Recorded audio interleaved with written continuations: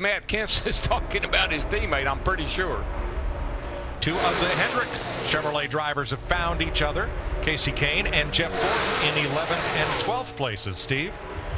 And Mike, the news not especially good for Jeff Gordon. He's telling his team, Alan Gustafson, the crew chief, I just can't push anyone because the car is running way too hot. I just think the practice conditions that we had and what we've got today, we talked about it, well over 80 degrees. It's caught a lot of these drivers off guard. Yeah, it's pretty hot out there. And then I wonder what was wrong with Jeff, because it's not unusual to see him ride around about mid-pack or right about where he is now.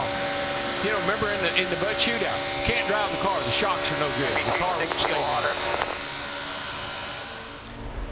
Our buddy Kenny Wallace in that 09 right now, he's riding behind Casey Mears in the 13, but they are losing touch with the lead pack. You can see the distance, and it's growing as it's almost a half of a straightaway there. Well, that's one thing about, Kenny said, I can barely keep up. If you make one bad move, one mistake, and you lose that pack, that's what will happen to you. They have fallen 3.5 seconds behind the leaders. Mears is in the race. Wallace is one spot away. Blaney in 11th, Nemechek in 15th. Are the two transfer cars right now as Kyle Busch with his Joe Gibbs Toyota teammate Joey Logano come back to the front. Boy, this 23 car, they're going to catch him in exactly the wrong place. Somebody's going to have to give a little bit here. Richardson stays low. He's also trying to race his way into the 500, and he'll go one lap down. But remember, the free pass rule is in effect should the caution come out. The first car one lap down would be moved back onto the lead lap before the restart. Our top 15 drivers, you can see them there. They're 2 by 2 all the way back in less than 3/4 of a second of each other. What I'm seeing in this race versus the first one, though, is that gap. Everybody's maintaining they're minding the gap, Larry. And they're just kind of maintaining that and not running over each other. Well, but I think one reason they're having to do that, Darrell, we've already documented several of these drivers running a little warm on water temperature. And remember what Dale Earnhardt Jr. said after the first duel race. He said, I can't do anything down the front straightaway because of the headwind. Can't push anybody, hard to make a move. Tailwind up the backstretch, headwind down the front straightaway. Matt? And Larry Mack, to further add what you were talking about, that's exactly the issue for the 20 car of Joey Logano and the 56 of Martin Truex Jr., both running extremely hot. Logano about 230 to 250. The same thing for the 56 of Martin Truex. He's about 240, and he's pushing water again. That's why he's trying to duck out a little bit and try to get as much cool air as possible. And Darrell, I think this is something NASCAR will have to look at before Sunday, because the way the rules package are, there's not anything they can even do on a pit stop. You have to run that opening that they have. And Kenny Wallace sees his chances to make the Daytona 500 getting smaller out his windshield as he's lost the draft, and he has lost. Casey Mears has moved ahead of him trying to catch the front pack. Steve? Mike, add Kurt Busch to the list of those concerned about water temperature. He's said for the last 9 laps he's up around 280 degrees. Whoa, you can't be there, buddy. 230 is a kind of okay. Anything above that and you're starting to get in trouble. You lose power, you're going to hurt the engine. The first dual race had a caution at lap 9 that allowed things to cool just a bit, but we've been green flagged from the start here for 29 laps, halfway next time by.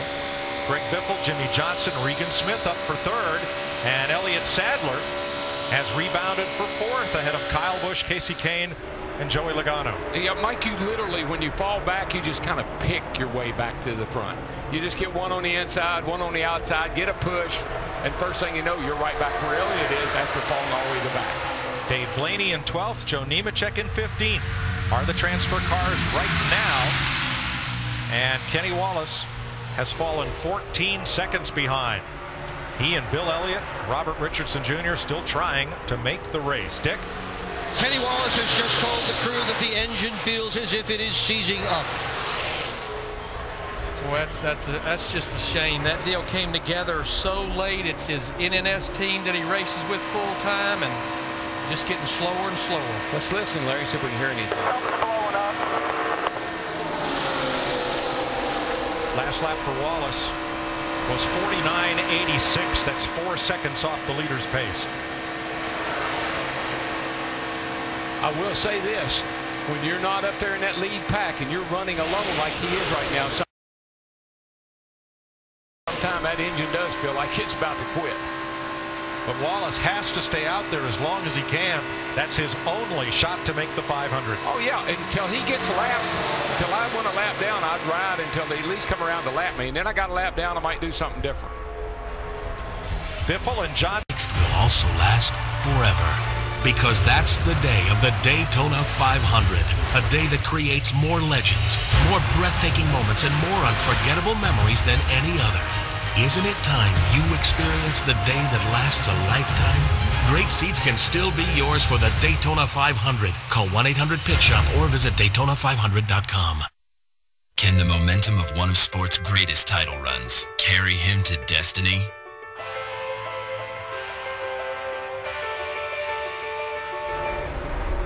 Sunday, get ready for the Daytona 500 with America's most comprehensive pre-race show. NASCAR Race Day. Pole sitter Carl Edwards, Sprint Cup champ Tony Stewart, newcomer Danica Patrick, and more on NASCAR Race Day, fueled by Sunoco. Live from Daytona, Sunday, 9 a.m. right here on Speed. Greg Biffle leading, 35 laps down of 60. No change among the front four. Casey Kane runs in fifth. Kenny Wallace, trying to get in the race, was caught up by a pack of 3 cars, but he was unable to tack on and stay with them, leading to frustration and desperation. Run by himself, you got to stay in the pack. We're done now. What do you think? I just wanted him to go by me? That's not what I'm saying, but you got to stay with him. Do the best you can. Dick Berggren? Kenny Wallace has determined that the fuel pressure has dropped to 40 pounds, Mike, and that, they think, is really the problem. It's not that it's blowing up, which they thought it was originally. He just doesn't have enough fuel pressure to the injectors. Thanks, Dick. One other car may be in trouble. Matt. My concern in the 78 pit of Regan Smith. About 6 laps ago, he keyed the mic and said, I've got a vibration, which is getting consistently worse. It's changed pitch. I think we may be losing the engine. Remember, he was one of several cars that were running very warm earlier in this duel. Yeah, once you run so warm and it stays there, you definitely are going to get the engine in trouble. Now, the situation we're getting within about 6 to 8 laps of what's going to be green flag pit stops. You would think that may help these drivers that are running warm. There's still not much you can do. In fact, you hit pit road, they may even start running warmer. Larry, down here before, I've been down here when the wind is gusting like it is today, and it would play with your mind.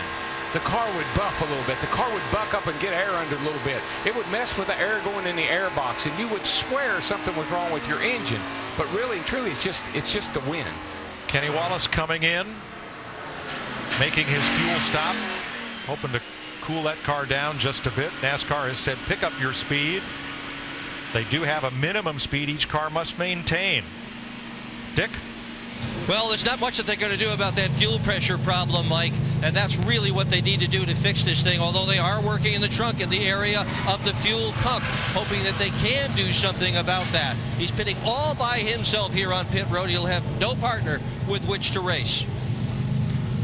Yeah, with electronic fuel injection that we're running for the very first time, all of the fuel pumps, the electric fuel pumps, are in the trunk of the car. Yeah, there are 2 of them, and I guess there's a chance one could go out, and that would affect the pressure. Pit stops begin. Bill Elliott, Bobby Labonte, and the 15 of Clint Boyer are on pit road. It's 3 drivers that had well lost the draft, and they decided to hit pit road together. Joe Nemechek in the 87's on pit road.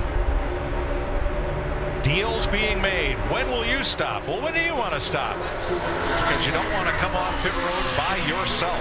But the other thing, Mike, and Darrell will relate to this, when I'm looking there at about 15 or 16 drivers on the racetrack running in a pack, you almost don't want to be in that group of drivers all coming to pit road at one time. It can get very interesting. I mean, you've got to really let your spotters got to let everybody know, and you got to get, here come some of them now, Larry, and you got to get that hand up. And these are guys that were at the back of that pack right there, which is a great move. Boy, they came off in a hurry. Ryan Newman and Kurt Busch may have had trouble getting down to pit road speed before the commitment cone. Jeff Gordon's in. Dave Blaney, Mark Martin, and Martin Truex are all on pit road under green. Steve. The plan for the 24 of Jeff Gordon, of course, he's been running hot right side tires and fuel, right sides only. That was about half of those drivers. I think in the next lap or two, you'll see the rest of them hit pit road. And the right side tires completed on the 56 of Truex. He spent the last lap trying to duck that car out to get as cool as possible. His temperature continuing to climb. Joey Logano comes in this time with his Joe Gibbs teammate, Kyle Busch. Matt Kenseth is in. Robert Richardson all pitting on this lap. A lot of fuel only. Dick? Well, they haven't been exactly happy with the chassis on Matt Kenseth's car. Matt. And Jason Ratcliffe calling the shots on the 20 car, Joey Logano. Right side tires only, no adjustments. A little bit of trouble on the right front. Steve. Chassis adjustment for Kyle Busch. Matt said he wanted a little more rear grip. Right sides only for Kyle Busch. Kurt Busch will receive a pass-through penalty. Too fast on pit road. He'll have to come down pit road at pit road speed as everybody continues under green. Now fortunately he's locked into the 500, and here come the leaders. Greg Biffle, Jimmy Johnson come to the pit lane along with Regan Smith, Casey Kane, and Elliott Sadler. Dick. Jimmy Johnson on pit road. The plan for the number 48, fuel only. Matt. And the 16 of Biffle is already in. Tires coming off, going on, topping him off of fuel. No adjustments. Meanwhile, fuel to the 78 of Smith. Steve. Casey Kane, right side tires for him. Also a track bar adjustment for Kane. Right sides only.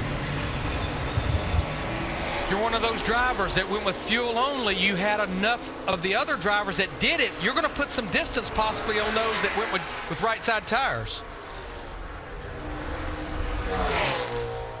Is that Joe Nemechek that's spitting a bit of water after having made that pit stop? Now he and his teammate Bill Elliott, those are both Nemechek. Got to switch. Better do it fast, man. You can't stand that very long. Now, obviously, by the new rules, he was not able to tell Bill Elliott that. He had to go through the spotters on top of the grandstand to tell Bill he needed to swap.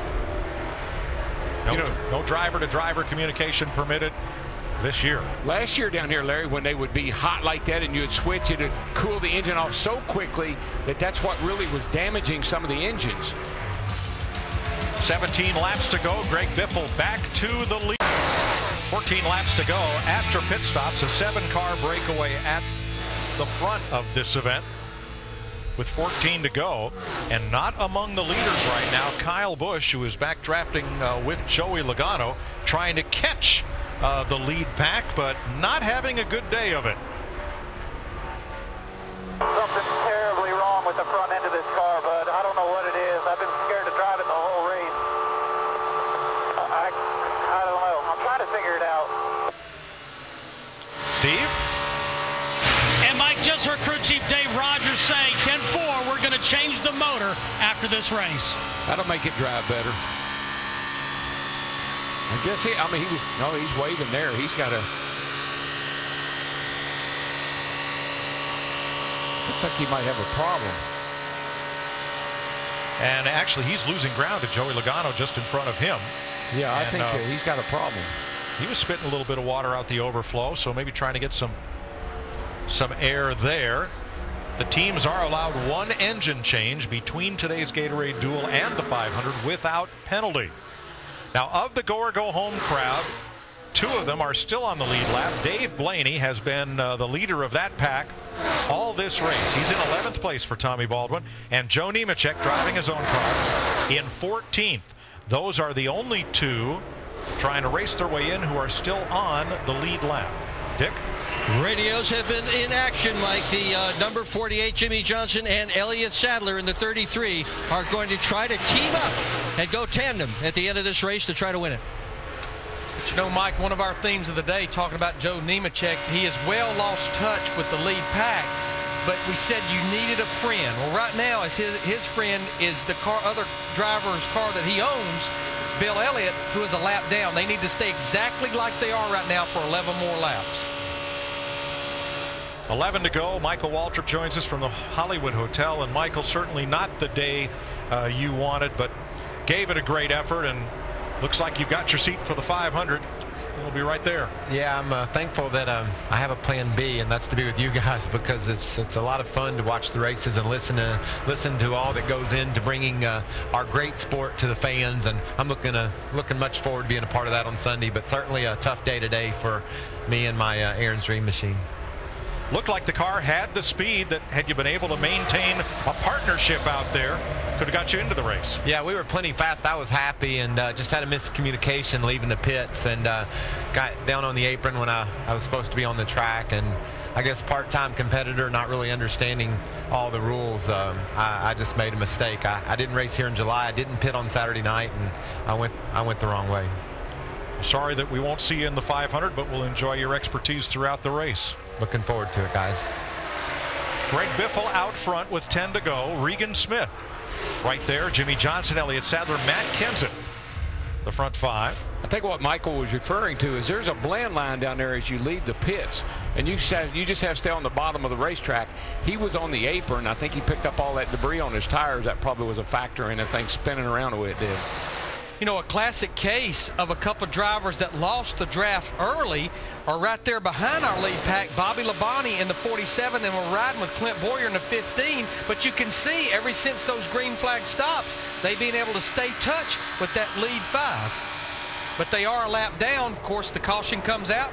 Whichever one of these two drivers is in front of the other would get the free pass. Well, there's a man right there in that car that could have almost won the Daytona 500 down here last year. He was sitting in a really good spot on the last lap coming to get the checker. Yeah, ended up finishing 4th. They lap past Kurt Busch, who had to serve that penalty for being too fast exiting the pits on his stop. Busch came back up to speed, but the pack moves past, and he is now 1 lap down. Blaney 11th, Nemechek 14th.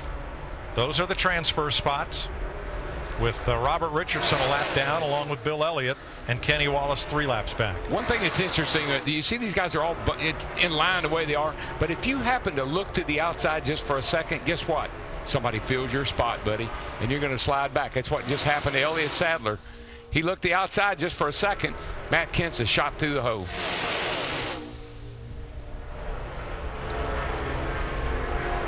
Seven to go this time by. Greg Biffle trying to deliver Jack Roush and Roush Fenway Racing their first ever win in the Gatorade Duel. Well, he's been bad fast. I mean, Biffle has, he won practice both sessions, qualified on the front row, so he's got a good horse right there. Jimmy Johnson had been in the top 5, and now you see him backslide in that top groove, pick up the tail end. Elliott Sadler trying to help Johnson come back. I think Jimmy felt like he needed a pusher. Where he was sitting, he wasn't going to get any help. And I think he felt like if I fall back here and pick up another Chevrolet, maybe they can get up on the outside and come back to the front. Steve? Tough day for Ryan Newman, about to come to an end, Mike. His temperature is up to 290 degrees. He said he's pushing water.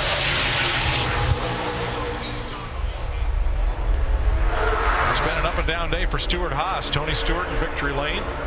Danica Patrick in the wall on the final lap, and now Ryan Newman off pace. Well, once an engine gets so hot and it starts blowing water out of it, there's not a whole lot. It's pretty much done. You're going to blow so much water out that you'll never cool it back down. We'll be coming to 5 to go this time. I know Greg Biffle is set out front by leading 35 laps. As you see his owner, Jack Roush, starting his 25th year in Sprint Cup.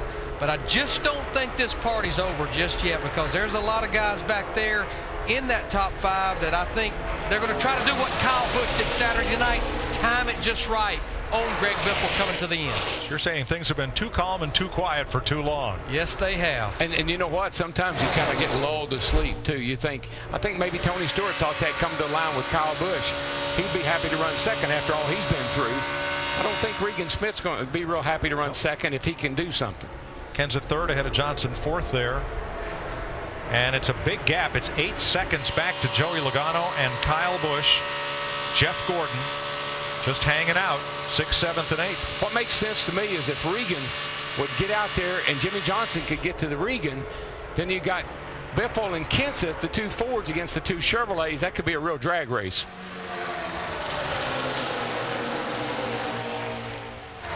4 laps to go.